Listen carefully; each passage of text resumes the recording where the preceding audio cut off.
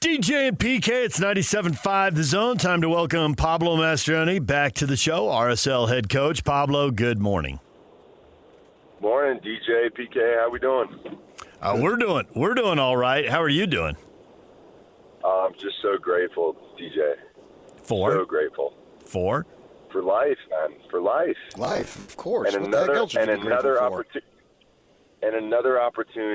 to get it done this weekend.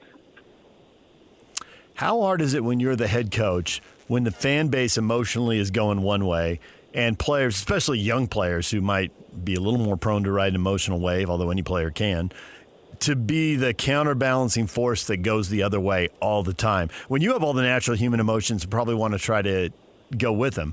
But, you know, the whole not get too high, not to get too low thing, does that ever wear you out? Does that take a lot of energy?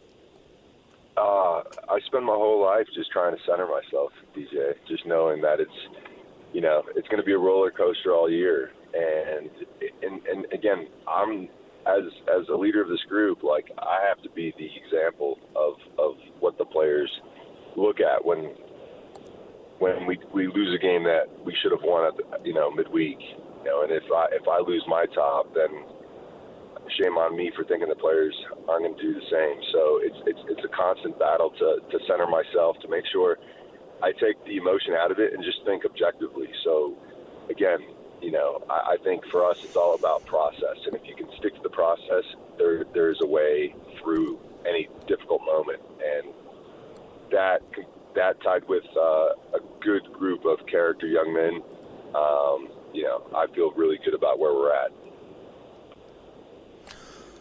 Post-game the other night, you talked about how there were chances there, and you've got to convert the chances. And I related a little bit as a baseball player. Your team is struggling to score runs, so you get guys on second and third with one or no out, and that guy who comes up at the bat, he better get that run in because you need that, and you don't know when or if you're going to get another chance. But there's always that risk of they realize the situation, right? Everybody's a smart guy out there. So in a baseball, you don't want the batter to be squeezing the bat and just gripping it too hard, because that's not going to allow you to succeed. In your sport, as I was listening to you talk about that, I'm wondering how much of it is wearing mentally, knowing we have got to convert, man. We've got a golden opportunity, and we don't know when we're going to get it again. So it's almost becoming a little mind game, and it might work against you psychologically. How do you handle all that? Yeah, that's a great question, PK. I think the human thing to do when things aren't going right is to get anxious, right? Because you want it so bad. And what we talk about incessantly within the group is to be more disciplined and just do your job. Like, we don't need one player to feel the emotional burden to win the game for us, but we just need every single player to show up in the box, show up where they should be, and then the player that's putting the ball in dangerous areas to execute a pass.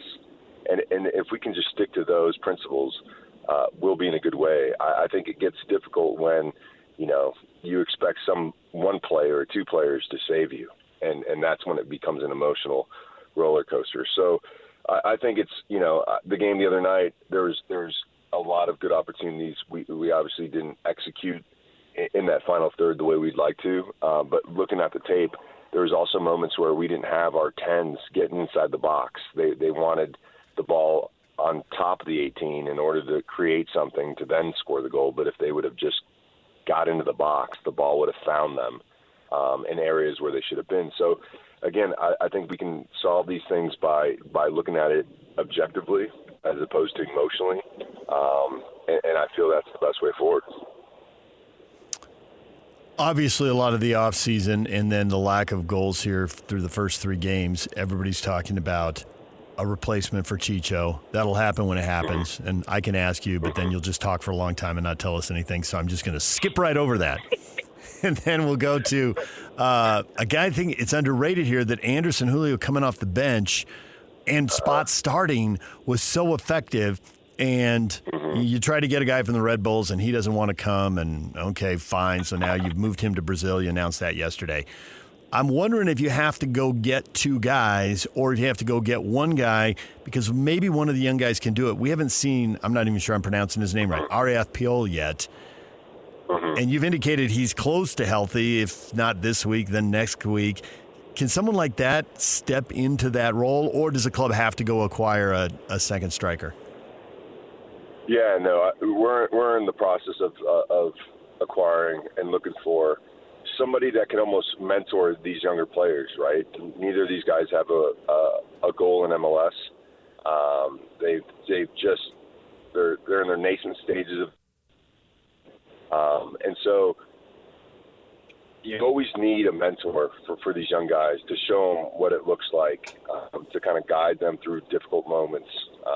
These guys are learning the professional game, let alone soccer, at a rapid clip. And so I think there's a lot of, these two players in Ari and Forster are big-time prospects, and we feel that it's a matter of time before they break through. However, I think it would be naive to put on such high expectations to these two players. And so picking up another striker that has more experience, that has hit the back of the net quite a few times professionally, will be really important for their development. And then also looking at Ari as a player that could potentially play in the wide channels, in particular on the right, a little bit like Andres Gomez. And that's something that we haven't been able to look at because he's been injured. And it's been a lot of work on Forster these first three games, given that he's the only striker that we have available. So I think, in the short term, there's a bit of pain, just roster-wise and injury-wise. But I think this is going through these times early in the season. I think we'll fortify the group. We got to find a different way, a different mechanism. And for me, that's really about the mentality that the group brings. So, it's tough at the moment, but we'll get through it. So it sounds like you're taking big picture approach, and although you're focused on the immediacy, you also understand this is a journey here. Just in this very season is a journey. So let's not go too crazy in the moment, and let's step back a little bit and let it develop. Is that accurate? Yeah, I think that's accurate, PK. Again, I completely understand. I think there was a lot of important players that left the club in the off season. We're off to a slow start in these first three games, and so I get the anxiety and the desire to want to win out these three games, continue in the Champions Cup. I completely understand. And then there's real life, which is we have two strikers, two of which are very little professional experience, and then one of them gets injured, and now we're left in two tournaments with one striker. And so, like, when you think about things objectively, you again, it takes the emotion out of it for me, anyways. And then reflecting upon those three games, the one thing I'd say is the consistent thing is we've created more opportunities on goal than our opponents have, and we haven't capitalized, which is a bad thing. But for me, the performance between the two 18-yard boxes is repetitive, and that gives us control of games, which we've had in every single game. And now we just need to execute, which a bit of quality up front or a bit of experience up front will definitely add to that. And the other part is being better defensively, because we're giving up few opportunities, but we're not capitalizing on good defensive plays in those moments, and it's costing us games. So I think there's a roadmap. And again, fans hate to hear this, but being patient, and it's not a real thing in a fan's life, but it is the only way forward for us. Diego Luna is back, and I thought he was really aggressive in the one game he started at San Jose. He came in, and I think he had 3 shots in like 15 minutes right out of the game. He was clearly thinking, hey, I got to score. Everything you say about only having one striker and he's a young kid, I got to pick up the load here and that. And so I could see that mindset from him, be a leader, fill this role. I also wonder how much a mask sets him back. It's subconsciously, at least, I would think that's not good. And it's got to limit his peripheral vision at least a little bit. How big a deterrent is that? How long is he going to wear the mask? I know Moon Man, a lot of people made Moon Boy and then Moon Man references. Dunny's helped with that. And now there's Batman references with the mask. How long are we going to see Batman? Yeah, so I think obviously there's an adjustment. The beautiful thing about soccer is that you don't wear a helmet, and so you do have that peripheral vision. And as a creative player, it's really important to have that. He's found a way and adjusted to that mask. And that's a question for Luna, but he has never brought it up that I can't see where I can't use my peripheral to make plays. So he's found a way to adjust that. And then what I've heard is that he'll be wearing it for the foreseeable future, and I think that's about 3 months. And the reason being is that when he broke his nose, that it exploded into like 16 different pieces. Yeah, and so it was a bad one where they just basically had to glue all the little pieces together and just keep it. Stuff his nose with gauze and his sinuses with gauze for like 4 weeks to make sure it's set. So it makes sense that it's going to take some time, and they don't want to take any risks having the same kind of accident. So I think it's about 3 months. All right, let me gather myself here before I move on. Kobe Henry, if he scores his first goal before April 26th, he can't even celebrate with champagne because he doesn't turn 21 until April 26th.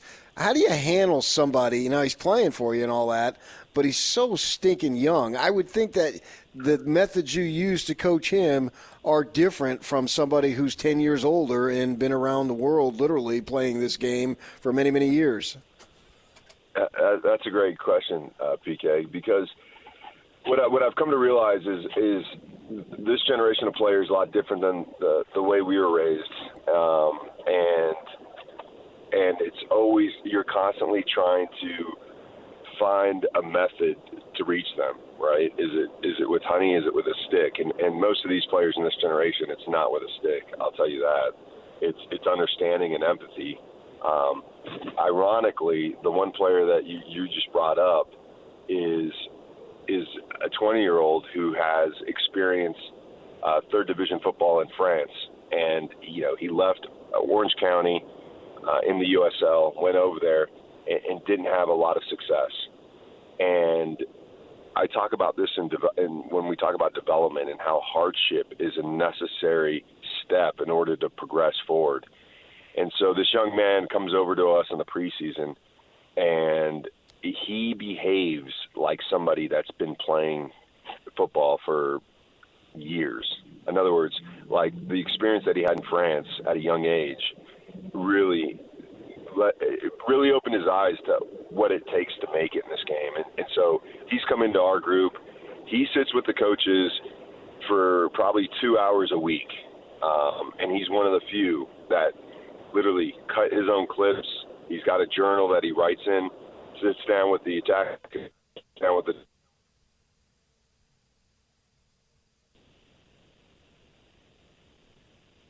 shoots that Kobe has. When you have a good foundation to build from, but you're incessant in your desire to want to get better, I feel like all the forces that exist in the universe can't do anything but make this guy a top player at some point in his career because he's so committed to it. If he scores a goal, it'd be fantastic. If he doesn't score but defends really well, I'd be just as happy. But he's a great young man with a really bright future. Pablo, there's a little background. I think you should explain this to our listeners. You broke up a couple times, so they missed a little bit of it. But he's sitting 2 hours a week with coaches, watching video with a notebook, taking notes so he can review them later. Just to let people who don't do what you do and don't, you've told me this. I've talked to you about moments in games and showing teams video, and you said, DJ, I have to be careful because 10 minutes of video will lose the group. 5 minutes will lose most of the group. And you have had players over the years who you thought might check out at 60 seconds of video. So 2 hours is like, this guy's off the charts. versus what most players of his generation are willing to do. I can't believe a generation watches video games, won't watch video of themselves playing soccer, but nonetheless, that's what you deal with when you go in every day. Yeah, no, you're absolutely right. And I think, too, is because I think there's this weird, I don't know, mental, it's just this idea that because I made it to the pros, I made it. And it almost becomes a fixed mindset when you make it to the pros. Like there's a lot of growth mindset to get to the pros. But then when you get to the pros, it's almost like, well, I've made it. And you start resting upon your laurels. And so where Kobe is a true professional. And this is, and that's why it's rare. You know, this guy that carries around a journal and logs his state of mind, but also sits with the coaches and goes through every play. Just think about the amount of confidence that brings to a coach and a coaching staff when he's this committed to his craft. And so when we talk about moments in games, who do you think is going to be ready for the moment? Is it the guy that just thinks he's made it, and the guy that commits 2 hours of his own individual time, along with the team video sessions, that sits down and wants to go through all the permutation tactics and what he should have done on this play and how he should have thought of this play a little bit different. And he's cutting his own video, so he's investing his own time, to cut his own video. And for me, this is an anomaly. The confidence that I have in this young man, just based upon his behavior, is through the roof. And so he's a young player. Don't want to put too much pressure on him, but I know he's destined for great things. Pablo, we appreciate the time as always. Thanks for joining us, and we'll watch you not tomorrow night, but tomorrow afternoon, 2:30, the kickoff for Seattle and RSL at America First Field. Thanks, Pablo. Thanks, guys. Great catching up. Yep.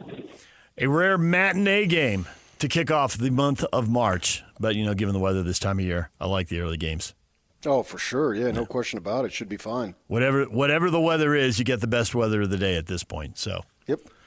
DJ and PK, it's 97.5 The Zone. Yeah, I think the rain comes in Monday or Tuesday or whatever, but right. good weather for tomorrow. So, all right, DJ and PK, it's 97.5 The Zone. The question of the morning, we've got two good ones going. One about the Utah Hockey Club rolling. How's that playoff train looking now? Getting the bandwagon, starting to get a little more crowded. And then also BYU at spring football and a big step forward for the quarterback. That is what the offensive coordinator wants. We'll get to all of that coming up. Stay with us.